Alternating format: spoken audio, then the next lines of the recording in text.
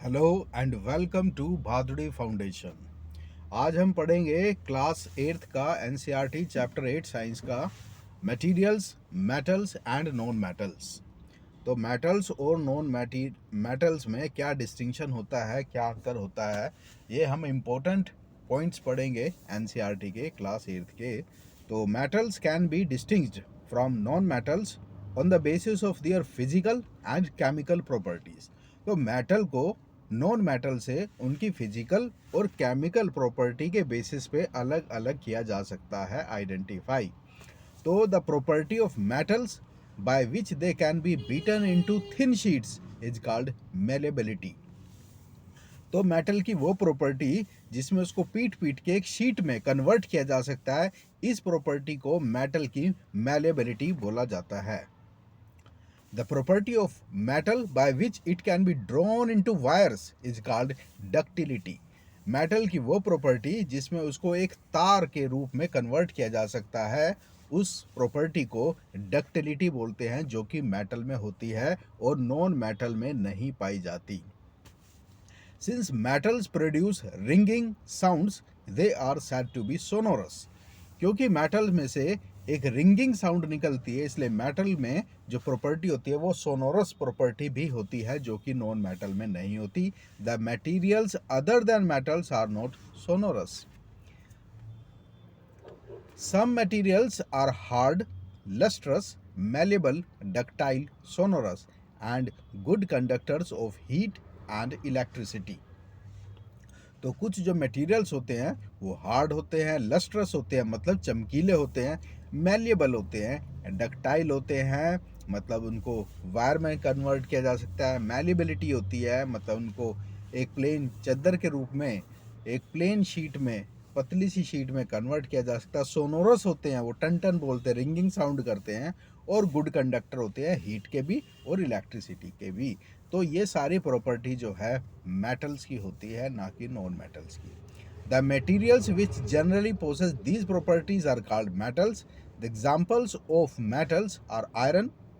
Metals के example है ये आयरन, कॉपर, एल्युमिनियम और कैल्शियम, मैग्नीशियम एटसेट्रा, ये सभी के सभी मेटल्स हैं। In contrast materials like coal and sulphur are soft and dull in appearance. जो मटेरियल्स होते हैं जो कि जैसे कि कोयला हो गया, सल्फर हो गया, ये अपीयरेंस में चमकीले नहीं होते, लस्ट्रस नहीं होते, डल अपीयरेंस के होते हैं।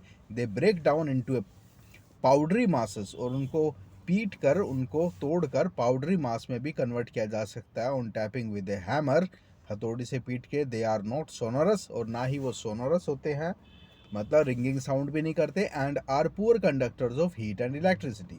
तो these materials are called non metals. तो ऐसे सारे जो मटेरियल्स होते हैं उनको हम नॉन मेटल्स बोलते हैं। The examples of non metals are sulphur, carbon, oxygen and phosphorus etcetera. तो नॉन मेटल्स के ये सभी एग्जाम्पल हैं। ये याद रखने वाली बात है। कौन कौन? सल्फर नॉन मेटल है, कार्बन नॉन मेटल है, ऑक्सीजन नॉन मेटल है, और फास्फोरस भी नॉन मेटल है। तो metals like sodium and potassium are soft and can be cut with a knife. Metal जो कि हार्ड होते हैं, उसमें एक सोडियम है और एक पोटाशियम है, ये सॉफ्ट होते हैं और इनको चाकू की सहायता से ही काटा जा सकता है। तो mercury is the only metal, और मर्क्यूरी भी मेटल है, which is found in liquid state, जो कि लिक्विड स्टेट में पाई जाती है एट रूम टेम्परेचर। तो दीज आर एक्सेप्शंस। तो ये अपवाद हैं, मतलब जो मेटल में प्रॉपर्टी होनी चाहिए ये प्रॉपर्टी इनमें नहीं है, फिर भी ये मेटल है। कौन कौन? सोडियम, पोटाशियम और मर्क्यूरी। मर्क्यूरी मेटल है लेकिन लिक्विड फॉर्म में है। सोडियम जो और पोटाशियम जो है वो सॉफ्ट है, चाकू से काटा जा सकता है, जबकि मेटल की हमने अभी तक प्रॉपर्टी पढ़ी थी कि वो हार्ड होते हैं। तो उसके बावजूद भी ये मेटल कहे जाते हैं। Recall the activity of burning magnesium ribbon. अब मैग्नीशियम रिबन हमने जलाया था 7वीं क्लास में, उसको याद करो।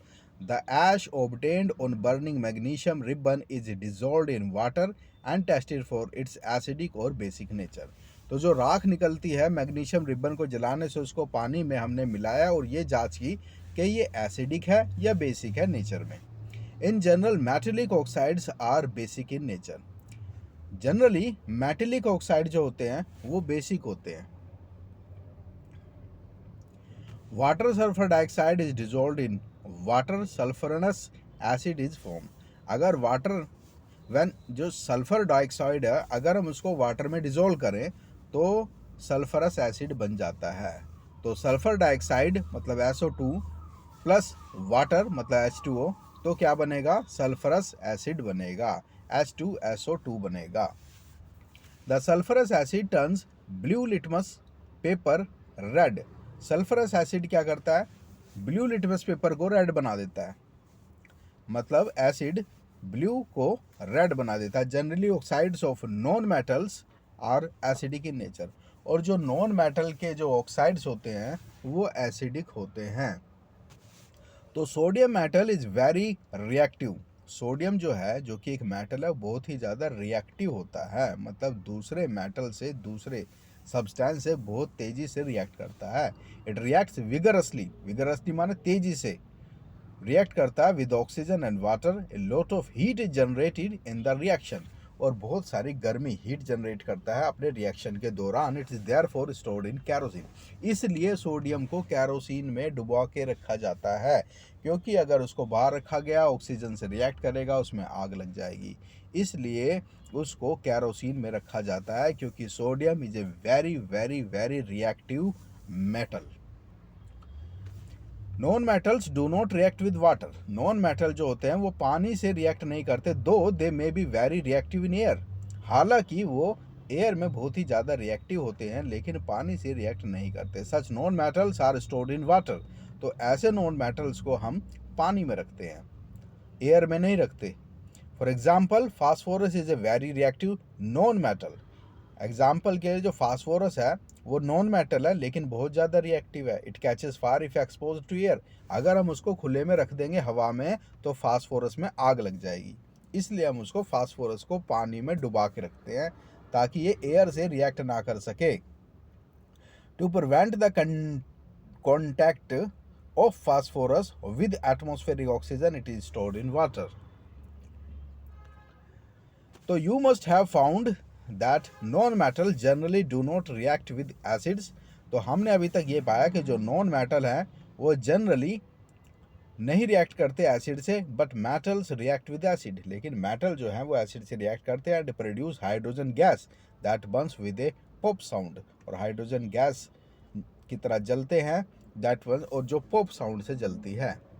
तो pop sound indicates the presence of hydrogen gas. जो पॉप साउंड है वो ये बताती है कि इसमें हाइड्रोजन गैस एग्जिस्ट करती है। Metals react with sodium hydroxide to provide hydrogen gas.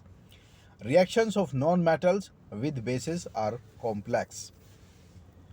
Reaction जो है नॉन मेटल का बेसिस के साथ वो कॉम्प्लेक्स है।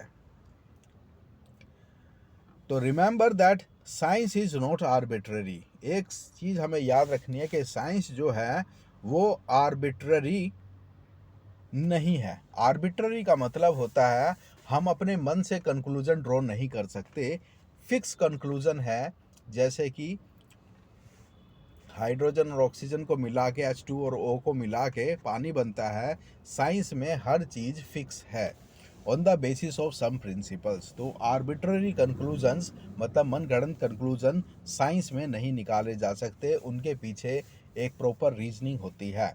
It follows the definite rules based on facts and the rules here is that zinc is more reactive than copper. Rule क्या है कि जिंक ज़्यादा रिएक्टिव है और कॉपर कम रिएक्टिव है एंड आयरन कम रिएक्टिव है। तो ये रूल है। A more reactive metal can replace a less reactive metal.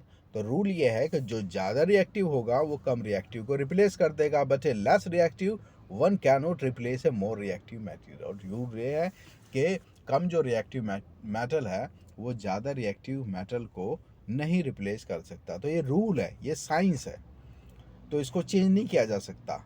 Can you guess the sequence of metals from more reactive to less reactive among zinc, iron and copper. तो हमें sequence में लगाना है कि कौन सा ज़्यादा रिएक्टिव है, कौन सा कम रिएक्टिव है। Uses of metals and non metals. अब मेटल और नॉन मेटल के क्या प्रयोग है, क्या यूज़ है, ये हम पढ़ेंगे। तो you should be able to guess why metals are used in making machines, automobiles, aeroplanes, trains, satellites, industrial gadgets, cooking utensils, water boilers etcetera. तो अब तुम्हें गैस करना है कि मेटल से ही ये सारी चीज़ें क्यों बनती है, मशीनरी, एरोप्लेन वगैरह। तो non metal is essential for our life. Non metal हमारे जीवन के लिए बहुत ज़रूरी है। Which are living beings inhale during breathing, क्योंकि हम जितने भी लिविंग ऑर्गेनिजम्स हैं उसको इनहेल करते हैं। Non metal used in fertilizers to enhance the growth of plants. Non metals को फर्टिलाइजर में भी यूज किया जाता है जिससे प्लांट की ग्रोथ बढ़ती है। Non metal used in water purification process. Non metal से वाटर को भी प्यूरिफाई किया जाता है। Non metal used in the purple coloured solution which is applied on wounds as an antiseptic. और नॉन मेटल को एंटीसेप्टिक के रूप में भी यूज किया जाता है। Non metals used in crackers, और नॉन मेटल्स को हम क्रैकर्स में भी यूज करते हैं। तो मेटलॉइड्स क्या है? Metalloids possess character of both metals and non metals. तो मेटलॉइड्स उसे बोला जाता है जो बीच का होता है, जिसमें कुछ प्रॉपर्टी मेटल्स की होती है और कुछ प्रॉपर्टी नॉन मेटल्स की पाई जाती है। तो we have completed this chapter. अब है व्हाट यू हैव लर्नड, तुमने क्या पढ़ा इसमें से, उस पर भी थोड़ा नज़र मार लेते हैं। तो पहला पॉइंट है metal are lustrous where non metals are non lustrous. यह हमें पता है कि मेटल जो है वो चमकीला होता है, लस्ट्रस होता है, नॉन मेटल जो है वो डल होता है। Generally metals are malleable and ductile. ज़्यादातर मेटल जो है वो मैलिएबल होता है और डक्टाइल होता है, मतलब उसको drawn into sheets and drawn into wires किया जा सकता है, जबकि नॉन मेटल्स को नहीं किया जा सकता जनरली। का इसके एक्सेप्शंस भी हैं, जैसे कि मर्क्यूरी लिक्विड फॉर्म में है, ठीक है, और फास्फोरस जो है वो सॉफ्ट है। तो generally metals are good conductors of heat and electricity but non metals are poor conductors हैं। On burning metals react with oxygen. Burning होने के साथ मेटल ऑक्सीजन से रिएक्ट करता है to produce metal oxides which are basis in nature. Non metallic reacts with oxygen to produce non-metallic oxides which are acidic in nature. Some metals react with water to produce metal hydroxide and hydrogen gas. Generally, non-metals do not react with water. Metals react with acids. Metals react with acids and produce metal salts and hydrogen gas. Generally, non-metals do not react with acids. Non metals acid से react नहीं करते। Some metals react with bases to produce hydrogen gas. More reactive metals displace less reactive metals. और जब chemical reaction होता है तो जो more reactive होता है वो लेस रिएक्टिव को रिप्लेस कर देता है from their compounds in aqueous solution. तो we have completed now this chapter. Revise this chapter again and again. Thank you.